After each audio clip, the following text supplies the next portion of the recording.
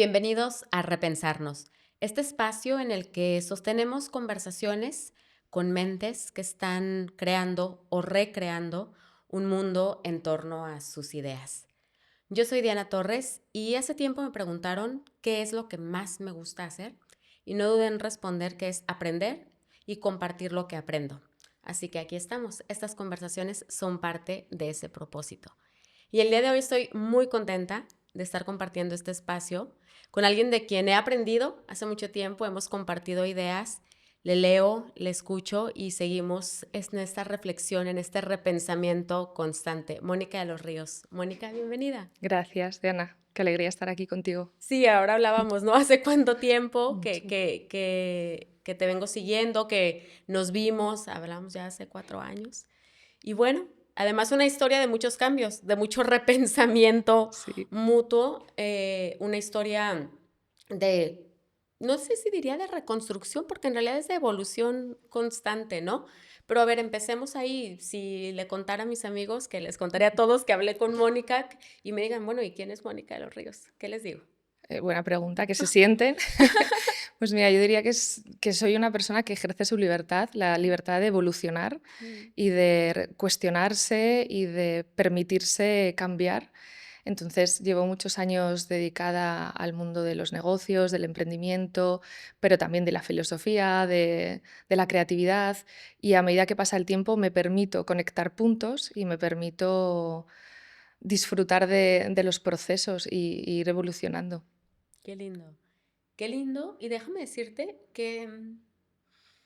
que reconfortante escuchar y escucharnos las autodescripciones sin referirnos a lo que hacemos, Qué ¿no? importante, sí. Sí, a lo que hacemos, a lo que producimos.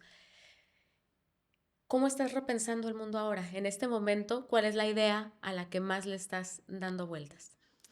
Pues desde hace bastantes años me doy cuenta que mientras acompañaba a emprendedores, empresarios, bueno, o personas que se formaban en mi escuela de dirección de negocios, de proyectos, me daba cuenta que la base de todo era cómo tomamos decisiones, desde dónde las tomamos, desde dónde nos permitimos cuestionar quiénes somos, qué queremos. Y ha sido como el hilo conductor de los últimos años y ahora es como la pregunta en torno a la que gira todo. Mm. Y acompaño de nuevo a personas en torno a esas preguntas. La toma de decisiones en un momento donde, no sé si lo compartas, Mónica, pero me parece que hay una tentación grande, ¿no? De caer en una trampa, que pareciera que podemos delegar tantas cosas, incluso la toma de decisiones. ¿Se está poniendo en valor nuevamente el propio proceso cognitivo, emocional, físico de tomar decisiones? Yo Mm. espero que sí porque, como bien dices, siento que hemos pasado o aún estamos en una especie de ola en la que todo nos lleva a no pensar, Mm. ¿no? Exceso de información, de ruido, de opciones, que esto es fantástico, mientras mantengamos los espacios para reflexionar, para cuestionarnos, para encontrar nuestras propias respuestas. Yo siento que no es tanto el problema de mucha gente piensa lo digital.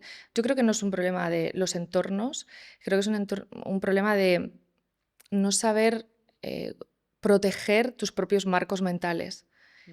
y cuestionarte qué creo yo que es la felicidad, qué creo yo que es el éxito, qué creo yo que es la maternidad y encontrar tus propios marcos mentales, porque ahora tendemos a adoptar los marcos mentales que escuchamos constantemente en nuestros entornos. Déjame hacerte una pregunta. ¿Qué consideras que ha sido determinante o más determinante en los últimos años que te haya hecho cambiar la forma en la que estás tomando decisiones? El cambio de entorno, la maternidad, el cierre del negocio que te tuvo visible tanto tiempo, porque han pasado muchas cosas. Pero ¿cuál podría haber sido un marco en el que tú digas, cambió la forma en la que tomo decisiones? Yo creo que, o sea, si tengo que hablar de un granito, sin duda es la maternidad, pero yo siempre he sido una persona, si revisamos cronológicamente mi vida, siempre he tomado decisiones desde que me fui de casa con 18 años Mm. y empecé a formarme, a estudiar, a emprender, como fuera de lo esperado. como muy propias. Entonces, siempre las decisiones han formado parte de una propiedad intelectual que quiero mantener y cultivar. Pero sin duda, en los últimos años, la maternidad es probablemente el hito, creo que a casi todo el mundo le hace cuestionarse los cimientos. Mm. ¿Hay una decisión que hoy tomas distinto de lo que hubieras tomado y que lo notas muy en el día a día? ¿Diferente? Más que diferente en el tiempo, hay muchas Mm. decisiones que hubiera tomado antes. Creo, y de hecho creo que es una pena el tiempo que perdemos no atreviéndonos a tomar las decisiones que en el fondo sabemos que queremos tomar y las posponemos por miedos, por, bueno, por no saber dar los pasos adecuados. Y más que las decisiones, yo creo que soy una persona valiente y termino tomando el camino que en el fondo quería tomar, pero probablemente he pospuesto en el tiempo muchas que me hubiera gustado tomar antes. Fíjate qué interesante. Es decir, dirías que a partir de la maternidad decides más rápido. Sí, sí, sí. Wow. Tengo más conciencia de la importancia del tiempo. Mm. Por ejemplo, este último verano vendí una de mis empresas y llevaba queriendo venderla 3 o 4 años, con ofertas encima de la mesa. Pero es a partir de mi segunda maternidad donde lo veo clarísimo, Mm. no es que la venda o no, es que la cierro y ya está. Mm. Esto es un no y lo sé desde hace tiempo. Entonces, creo que eres más consciente del paso del tiempo, de la importancia del tiempo. No sé si todo el mundo lo ve así, ¿eh? Me encanta, pero pensaría que también hay otros entornos donde luego la maternidad ralentiza, te hace más conservador, aparecen nuevos miedos. Y en esta parte donde dices, lo tengo clarísimo, me haces pensar en la claridad. No es fácil en estos momentos ponerte en perspectiva con claridad. Ruido, contenidos, opciones, 1000 datos que revisar. ¿Cómo ganamos claridad en este momento? Qué buena pregunta. Yo creo que también es una decisión que hay que tomar. Quiero decir, si tú quieres vivir con cierta sensación de conexión contigo, que tus decisiones broten de ti y no tanto de, decía antes, ¿no? Los marcos mentales externos, Mm. creo que hay que decidir cultivar esa claridad, buscar espacios en tu día a día, buscarlos, no crearlos, crear espacios en tu día a día para conectar contigo, con el silencio, con la autorreflexión, con la conexión de tus propios puntos. Hay que decidirlo y crearlo. ¿Sabes qué me hiciste recordar? Que los que entran, bueno, yo entré al mundo, teóricamente al mundo digital muy temprano, ¿no? A entender, a estudiar cómo funcionaba eso que se iba a llamar esta nueva realidad. Y recuerdo este gran concepto de la sociedad de la información, donde el gran activo económico era poder tener acceso, el gran privilegio era poder tener acceso a la información, ¿no? Las proyecciones de crecimiento económico, de fortalecimiento de las democracias en función de cuánto acceso a la información ibas a tener. Y digo, mira, pues, o no. Es decir, te escucho y digo, o entonces hoy el privilegio, porque esta posición de dar un paso atrás, tomar perspectiva, proveerte estos espacios de silencio, de reflexión, comparto 100%, pero también me hace pensar, son un gran privilegio. Sin duda, sin duda. Creo que nuestra generación vivimos una época en la que el lujo era el acceso a la información, Ujú. se democratizó la formación, el acceso a la información, pero ahora mismo yo siento que estamos entrando en una era donde el lujo es el acceso al silencio, a la reflexión, incluso a la imaginación, a la creatividad propia.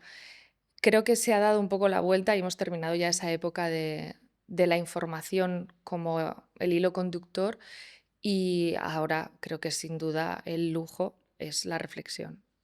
¿Dirías tú que se va a abrir, vengo sosteniendo esta hipótesis en varias conversaciones, que se va a abrir una brecha entre quienes se den, procuren, alimenten ese espacio de silencio, reflexión, metacognición y quienes no lo hagan? Dirías, o sea, ¿te sumas a esa hipótesis de que esa va a ser una de las variables que marque una brecha diferencial entre acceso a oportunidades, condiciones de vida, etcétera? Sin duda, incluso de salud.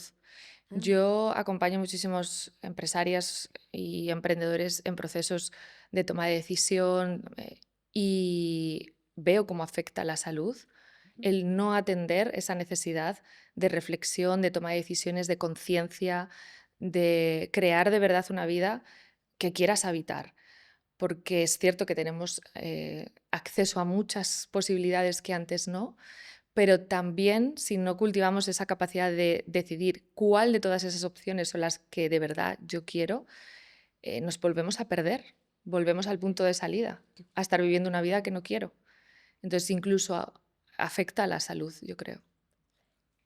Hablabas de nuestra generación y pienso en esa perspectiva temporal en la que podemos estar muchos que tenemos ese punto de referencia. Entonces, cuando hablamos al limitar el acceso a la información, cuando hablamos de dar un paso atrás para ganar ese silencio, es algo que conocemos.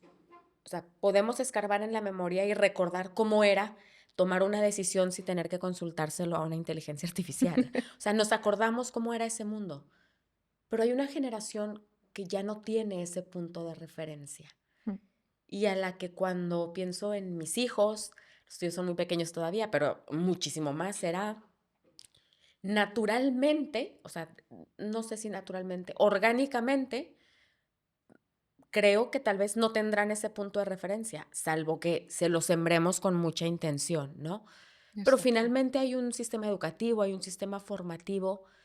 ¿Qué ves en en esa búsqueda del espacio, del silencio, de la mejora de toma de decisiones? ¿Qué ves intergeneracionalmente? Esto es un gran qué, un gran tema. Yo creo que debemos responsabilizarnos urgentemente de las generaciones jóvenes ahora.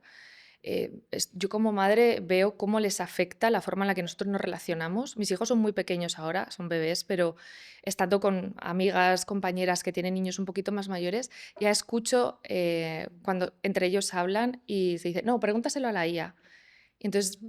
yo con amigas siempre insisto, no preguntemos a la IA delante de ellos, ¿no? Igual que no fumamos delante de ellos, quien fume o beber alcohol, cultivemos la capacidad de reflexionar, de que encuentren sus propias respuestas, Mm. de que busquen información, de que se habitúen a leer y saquen sus conclusiones. Y eso es algo que se puede educar en casa y luego hay una gran conversación en torno a la educación, digamos, colectiva. Pero creo que como mínimo hay que pararse a reflexionar qué responsabilidad tengo con mis hijos o mis menores cercanos para recordarles que no solamente es algo que pueden hacer, es algo que deben hacer, construir su propio criterio. Y eso es algo que hay que educarlo en casa, creo. ¿Estamos construyendo nosotros como adultos nuestro propio criterio? Creo que lo estamos perdiendo y de nuevo es, creo, una revolución el, el pararnos a cuestionar qué estoy perdiendo. Cuanto más pregunto a la IA, ¿para qué la utilizo? ¿Cómo la utilizo?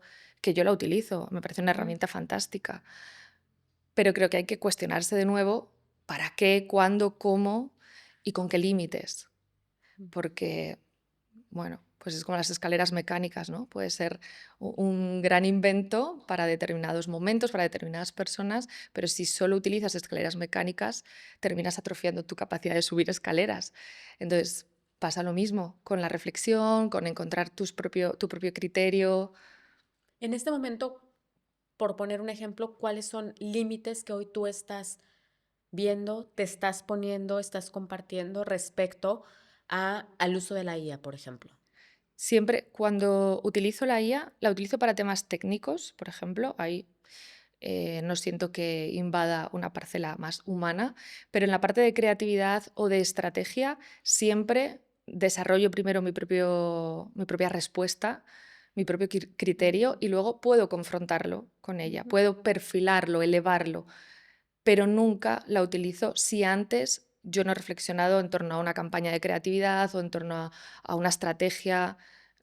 Antes no. ¿Y estás encontrando que sí se eleva? Sí, Mm.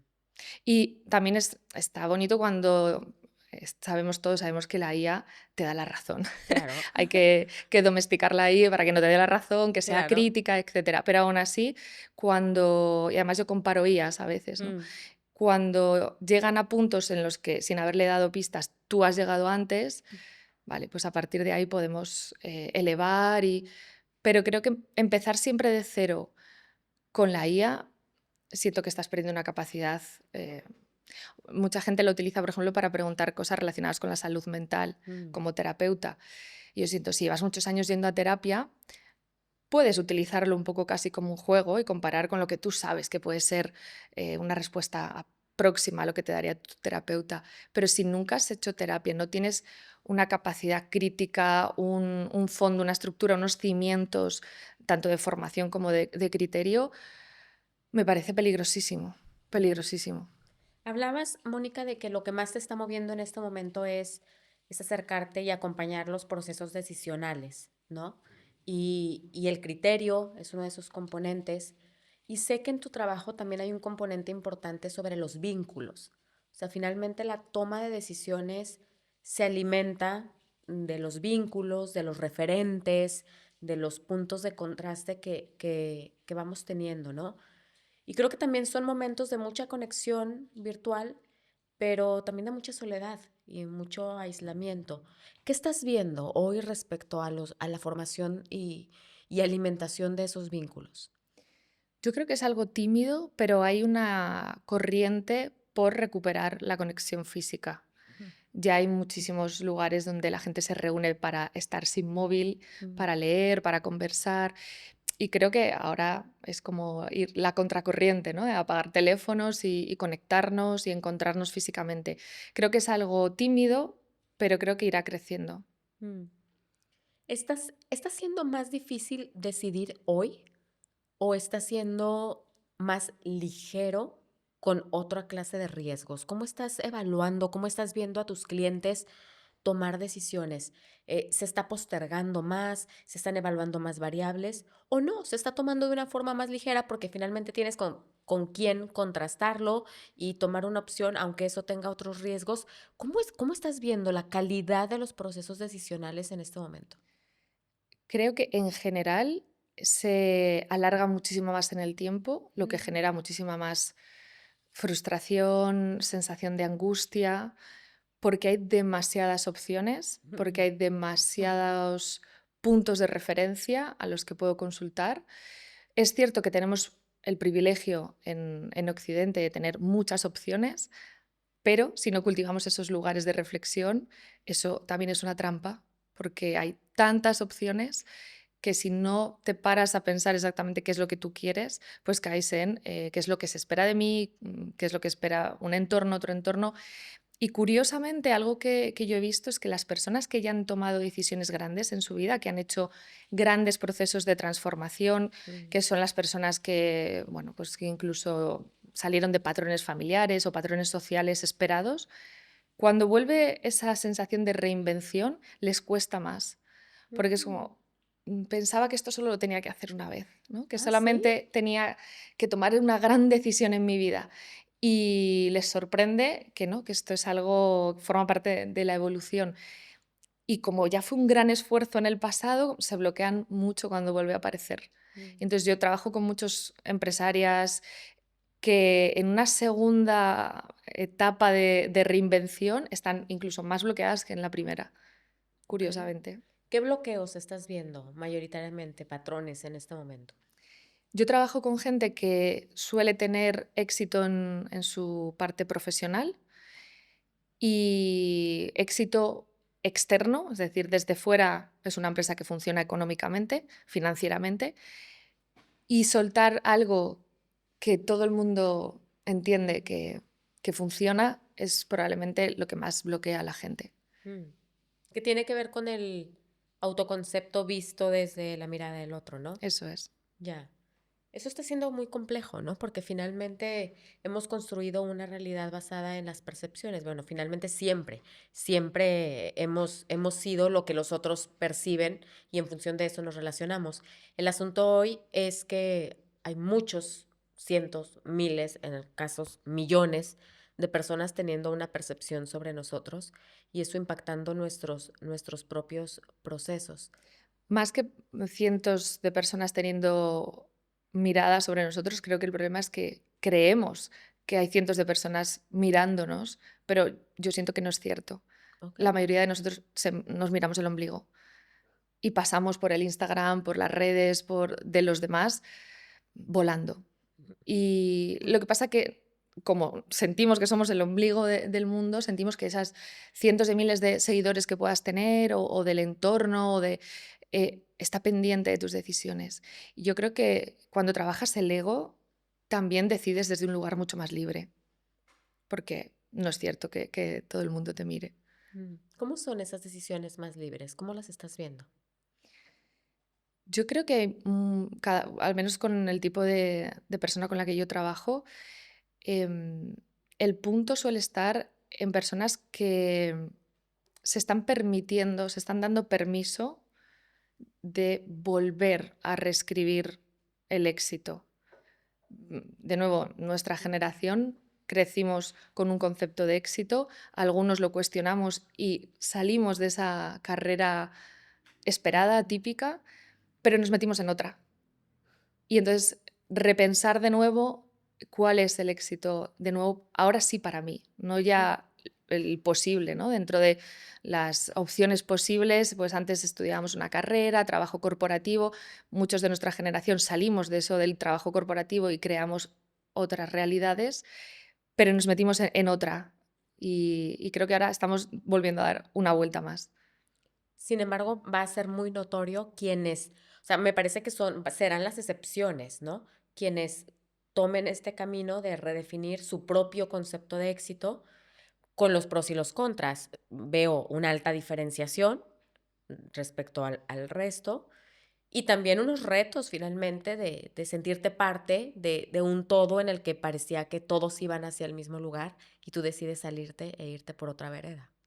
Sí, yo creo que de nuevo tiene mucho que ver con el ego. Mm. Cuando, bueno, reconfiguras bien tu escala de valores, colocas bien tu ego, decidir y las consecuencias de tu decisión no son tan importantes, no pesan tanto. Mm.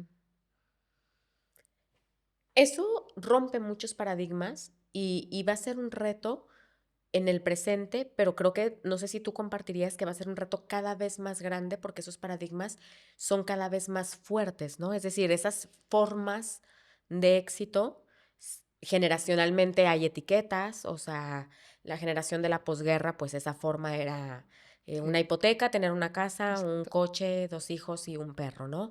Luego viajar por el mundo, luego ser nómada, o sea, hoy ser hipertecnologizado, early adopter, comprarte todas las tecnologías, mañana será estar entre los primeros que salgan de la estratosfera, o sea, pero además lo digo que es cada vez más retador porque además la etiqueta, el empaque del éxito está cambiando cada vez más rápido. Ujú. O sea, la figura de la casa con los 2 hijos, el coche y el perro, por lo menos duró 30 años, Sí. ¿no? Y hoy creo que se va acortando.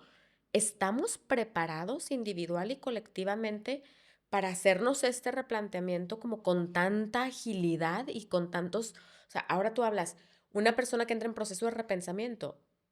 Yo hace poco me presenté y dije, estoy en mi tercera etapa profesional, pero porque han durado décadas. Creo que van a ir Sí. durando cada vez menos, ¿no?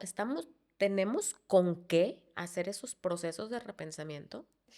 Pues yo creo que conectando con la pregunta de las generaciones que comentábamos antes, creo que las personas que hemos crecido sin los avances tecnológicos actuales, sin IA, por ejemplo, creo que sí tenemos la capacidad. Ujú, Y las generaciones futuras, no lo sé, espero que ujú. sí.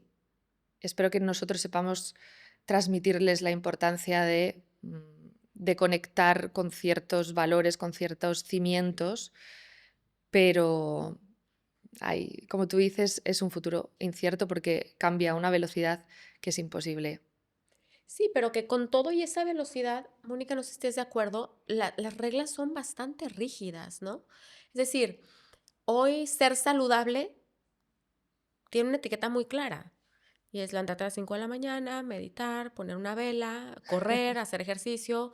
meterle extra proteína a todas las cosas, suplementos, Bueno, que es todo menos libre y además, y termina siendo poco saludable. de hecho, más que una etiqueta, tiene 1 millón de etiquetas, porque si Claro. tú buscas alimentación saludable en cualquier buscador, te puede salir como 30 tipos de alimentación distinta, Claro. macrobiótica, keto, Y contradictorias entre y ellas, y además. además con estudios científicos que avalan muchos puntos que se contradicen entre sí. Entonces, Ujú. creo que más que una etiqueta rígida, lo que hay es exceso de etiquetas, exceso de información, que está bien si nosotros sabemos, cultivamos de nuevo o recuperamos y sabemos transmitir a las próximas generaciones la capacidad de discernir. Ujú. Si no, sin esa capacidad de discernir, el exceso de información probablemente acabe con nosotros. ¿De qué está hecha esa capacidad de discernimiento? Creo que está hecha de silencio, Mm. de el silencio suficiente para preguntarte y del permiso para dar valor a tu propia respuesta. Mm. Son 2 ingredientes contundentes, diría yo, fáciles de conseguir, pero luego complejos de sostener, ¿no? El silencio y la autoridad para escuchar tu propia voz son cosas incómodas de sostener. Muy incómodas. Sí. Sobre todo porque, como decías antes, la sociedad actual te arrastra a... No hace falta que pienses, tú únete a la ola, a la moda, al tren, y es como un poco ir contracorriente, Mm. ¿no? Pues lo decía antes del uso de la IA. Yo me tengo que frenar, ¿no? Ay, voy a preguntar a la IA, no, espera. ¿Cuál Mm. es mi respuesta? Y es un ejercicio, de nuevo, es una decisión. Es si como de una determinada manera para mantenerme saludable, si hago ejercicio para mantenerme saludable, vale, esto para mantener saludable mi libertad, mi ejercicio de la libertad, también tengo que implementar dentro de mi día a día ciertos hábitos. Claro. Y ahí atraviesa transversalmente el eje de la valentía, que tú hablabas hace rato en tu propia descripción de ser una mujer valiente, ¿no? Esa valentía que tiene más que ver con sostenerse a uno mismo que con esa valentía entendida como enfrentar al otro, como la rebeldía, como el plantarte de cara frente a lo que está afuera. Exacto, tiene más que ver, como decíamos antes, con sostener que tu voz es suficiente, que tu voz es válida. Porque muchas veces cuando me dice la gente, es que no sé lo que quiero, digo, es mentira, lo sabes, todos sabemos lo que queremos. Lo que pasa es que hay tantas capas de condicionamiento encima, de miedo a las consecuencias, a que no es tanto el que no sepas lo que quieres, es que no tienes en ese momento, no encuentras la valentía suficiente para sostener esa decisión. Wow, creo que ese es, ¿no? El escuchar para luego poder sostener. Mónica, me gustaría hacerte una pregunta final. Si tuvieras la posibilidad, el poder de hacer que mucha gente cambiara de opinión, reenfocara su perspectiva sobre algo, ¿sobre qué sería? Que mucha gente cambiara su opinión, yo creo que sería algo que todos creemos, además. Todos creemos que tenemos razón, que nuestra verdad es la verdad.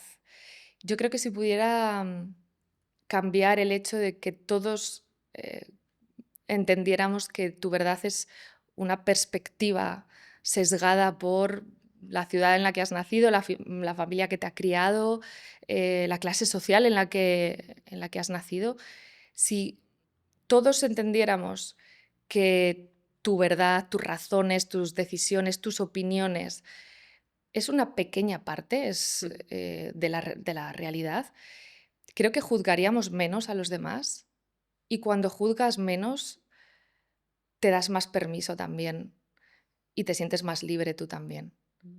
Creo que cambiaría eso. Wow, sería un mundo muy distinto.